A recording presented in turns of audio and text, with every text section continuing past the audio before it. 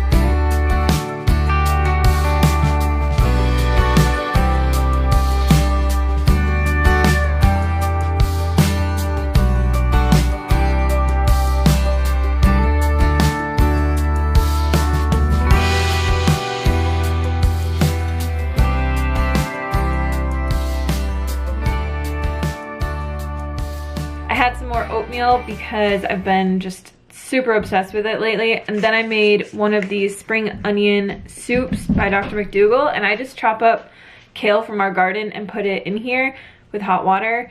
I just found these when I was cleaning because I was doing a bunch of laundry and cleaning, and I've had these for a while, so I figured I should use them up. And now it's about 6:30. I'm just making some dinner. I'm just steaming broccoli, cauliflower, and potatoes, and I'm just gonna have that again with my cheese sauce.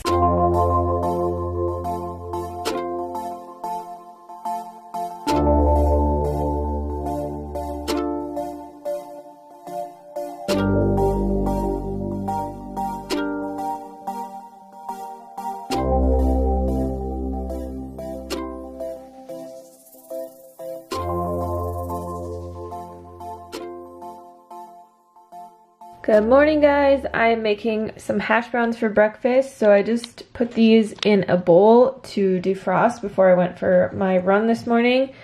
And I just chop up some mushrooms, onions, bell peppers. I'm gonna mix that into there, and then I like to just season it with paprika, garlic powder, and onion powder.